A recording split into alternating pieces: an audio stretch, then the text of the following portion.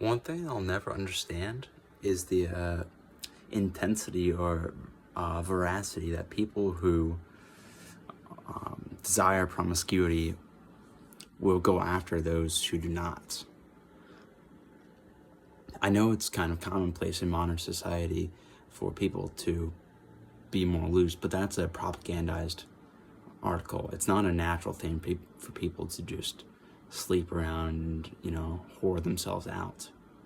It's not right for the soul or the mind or the body, and yet people think backwards. They think that to be virgin or chaste is the anachronism. They think it's unhealthy or a red flag, rather.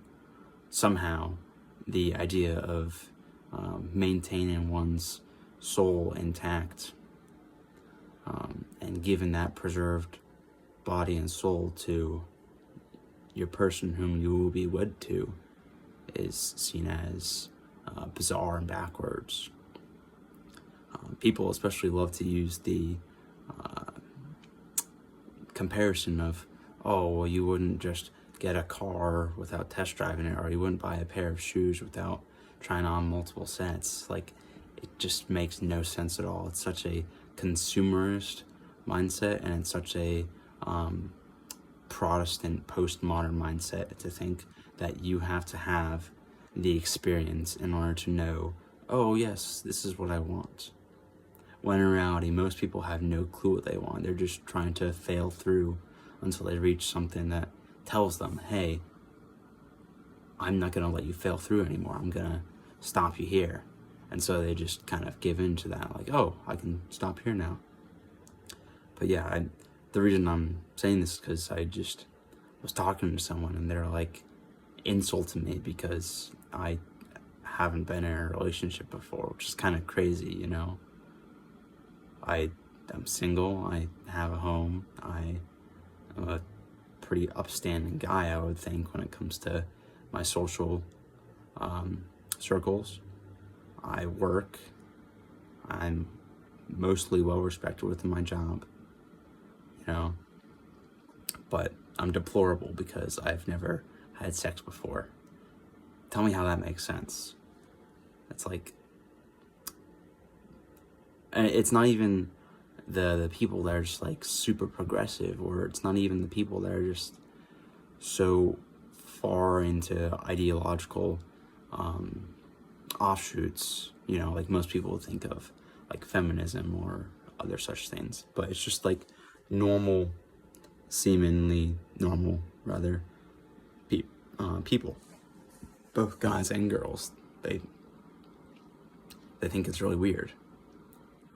And maybe it's just because so many people have lost self-respect, or maybe it's just because so many people have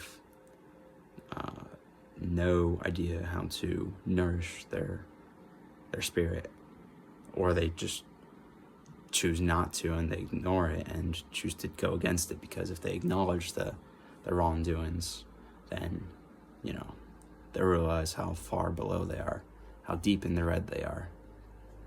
I'm someone who's in the red. I just want to get back to zero, Instead of being negative, I want to be positive. But it's something I gotta mention. It's a very unfortunate aspect of reality that we currently live in. I think this is just going to keep on happening to no avail until we change the culture of society, until we kind of I don't want to say force purity back in, because you can't really force that stuff.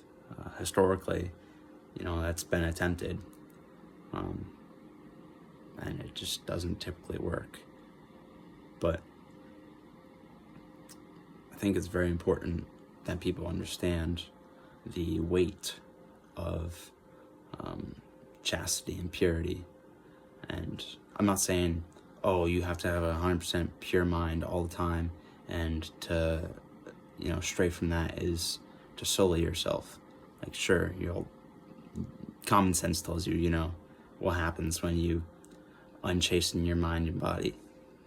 The after effects you feel mentally and physically those are the rewards for it.